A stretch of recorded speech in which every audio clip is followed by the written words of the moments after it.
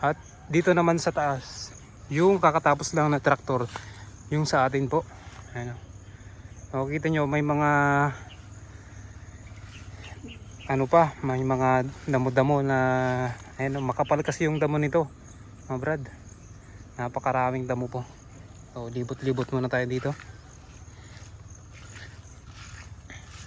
Problema ngayon is yung tubig naman, sana umulan pa ng malakas. At kakaproblema din po tayo sa sa pag ng kuliglig dahil yung tubig biglang nawala yung tubig. Kahapon malakas pa yung ulan. Yun nga, mahalaga na matraktor bago taniman po ng palay. Dahil para malambot po yung lupa. Tapos pag tinanim na po yung palay is madali siyang tutubo. Pero bago yung traktor, kakailangan pa ng kuliglig. Ito. Parang dito sa kabila oh. Kita nyo yan. Natraktor pati yung dun sa baba. Sa kabila na po yan. Sa uncle ko. Yan.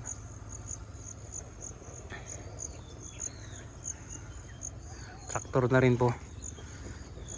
Kahit sa kabila na ako ang pinakahuli ditong na traktor. Dahil nga sa busy na rin sa trabaho. Hindi lang kasi ito ang inaasikaso ko.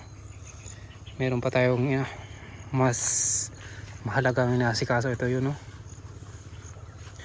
Yan. So ang susunod dyan is kuliglig mga brad. Kukuligligin po ito. Kailangan lang ng tubig. So waiting tayo na lumakas pa yung ulat para malagyan po ito ng tubig. Ito. Sa kabila din, ang naani pala nito ay nasa 6 to 7.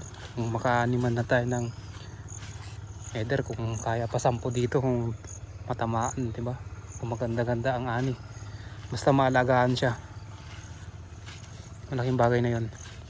At tamang sustansya. Ayun o. Traktor na po yan sa kabila din. Ito. At kinukulang po tayo ng tubig na naman. Kahapon malakas.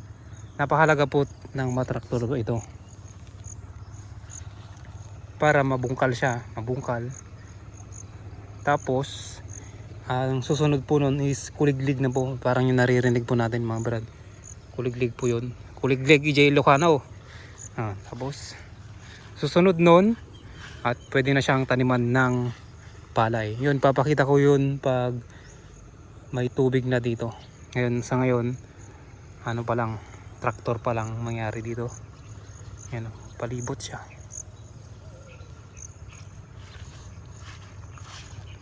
Kanina lang po pinatraktor to, kanina lang.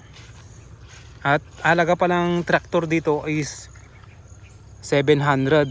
Pero binigyan ko siya ng 800 kasi nahirapan siya doon, doon. Tsaka doon, at nakiusap na rin ako. Minsan kailangan mo din bigyan ng mga ganun para sa susunod babalik sila. Mahirap din kasi yung mag-truck. Ayun, tingnan yung dinaanan nyo.